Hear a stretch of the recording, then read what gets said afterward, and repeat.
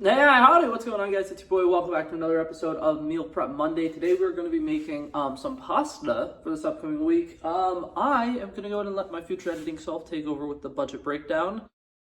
Alrighty, so to start our budget breakdown, we are starting with the stuff to make the pasta. So first off, you're going to want to get rigatoni. I got a box of that for 99 cents. Then I got a pound of ground beef for $6.49. I got an eggplant. The eggplants were $1.39 per pound, and the one that I got was about a pound and a half, so it was $1.84. A pound of Italian sweet sausage for $4.49, and then vegetable shortening for $3.99. Alrighty, and then the rest of the ingredients were for the sauce and the stuff to bread the eggplant. So for the sauce, we got just a big can of tomato sauce for $1.49. We got a 6-pack of eggs for $1.19. A can of diced tomatoes for 99 cents. A block of Philadelphia cream cheese for $2.79, and Italian-style breadcrumbs for $1.29. And now if we add those all together, our grand total is about $25.55. And I do believe that this recipe comfortably makes about 7 servings. So it'll be about $3.65 per serving, which I think is a great deal. And so, yeah, I think that this meal is relatively affordable. I definitely think that I always preach to people that, like, if you're looking for a cheap, affordable meal, get pasta, get the stuff to make fried eggplant, because fried eggplant is fantastic, and you could typically make a lot of servings with just a single eggplant. So, we're going to be starting with that. We're going to be making fried eggplant, and I will take you through that process. Let's do it. Okay, so we got this big old eggplant here. First thing we're going to do is skin it, and then we're going to cut it nice and thin into little bite-sized kind of slices. And right here, I got a bad spot, so I'm going to have to kind of work around that. But other than that, just basically cut them into thin slices. You should be able to get probably about like 20 to 25 slices out of this if you're cutting them thin enough. And that's the goal. So let's do this. I'm going to let time-lapse future editing Blake take care of this.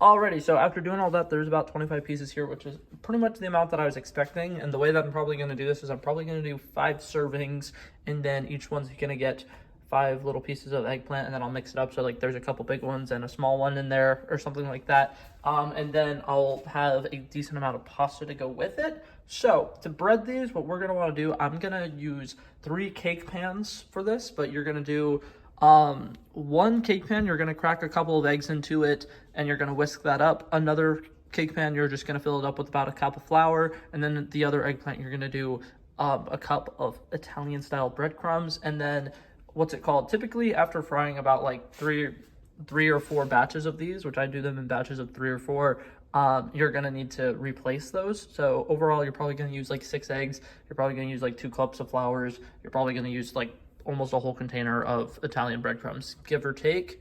But yeah, let's dive right into this.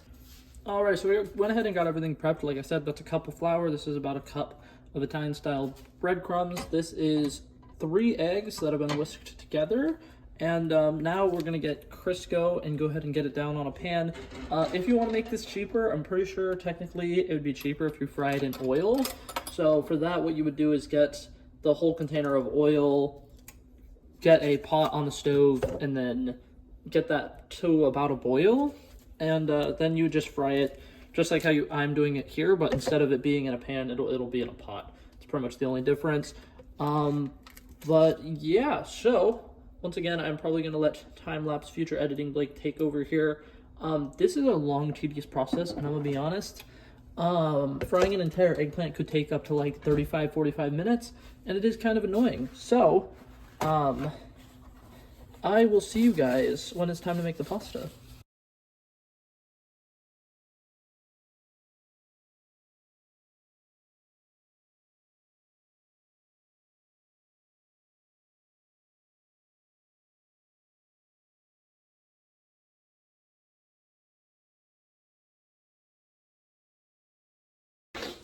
Alrighty, it's about an hour later and I'm finally ready to make the pasta. So the first step you're going to want to go ahead and do is obviously get a 8-quart or 4-quart pot, fill it up with water, throw it on the stove on high heat so it can come to a boil. And now we're going to start cooking up our meats because I think that's the first priority. So for this recipe that I'm going to be making, I got a pound of ground beef and a pound of Italian sausage. You could get mild sausage, sweet sausage, whatever kind, as long as it's Italian sausage, it's grounded up for you, and it's a pound. So I'm gonna use the same pot that I was using earlier for the eggplant. I just went ahead and rinsed it off, and I'm gonna go ahead and use that. And then cook this on the stove, about medium heat, giving it time to like cook without, what's it called? Man, now I don't remember what I was gonna say. That's right. I want to give it time to cook, but I don't want it to like cook too fast because the water still needs to boil for the pasta. So, what's it called? These are going to need to cook on the stove for about 8 minutes, give or take, and then the water is going to need about 5 or 6 minutes to boil. And once it boils, put the pasta in it, and then we'll see how long the pasta takes because I don't know what kind of pasta I got.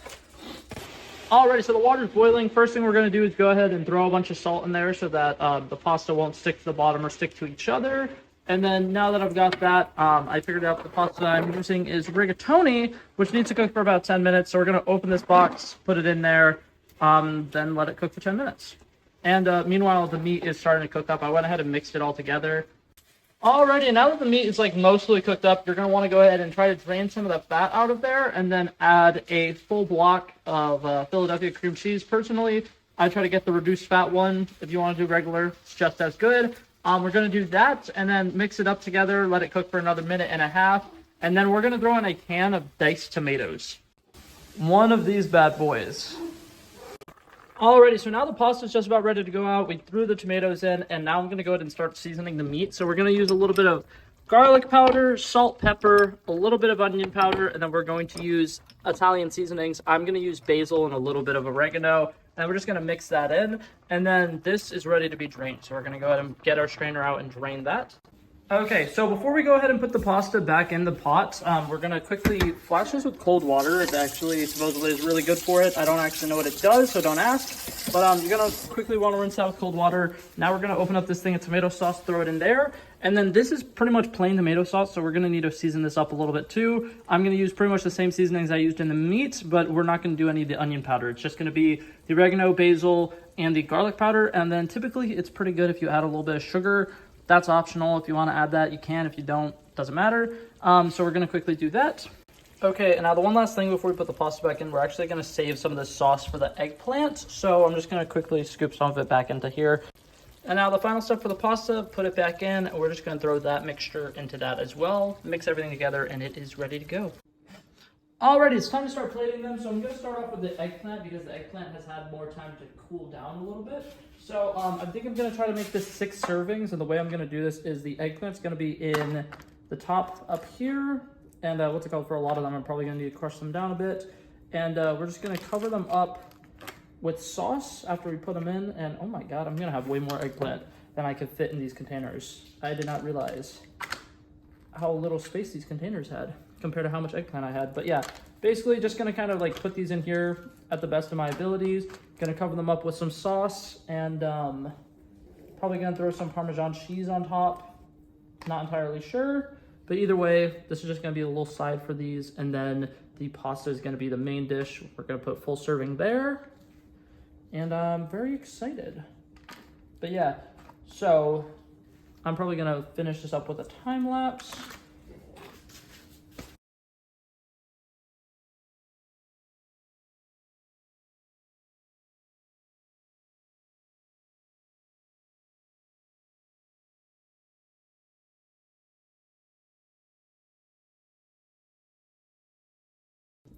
Okay, so this comfortably made 7 servings, and I'm gonna be totally honest, if I had another Tupperware container, this probably would be able to make 8 servings. But yeah, each one is gonna have about like 2.5 little slices of eggplant, a full serving of pasta, and yeah, this is pretty good. I'm not gonna lie, I'm very proud of this outcome. And yeah. Okay, but yeah, that was that for that video. Thank you guys so much for coming by and checking it out. I love and appreciate you guys so much for watching. If you liked it, feel free to like and subscribe, and I will be back with another cooking video next Monday. And till then, I hope you guys have a brilliant, brilliant week.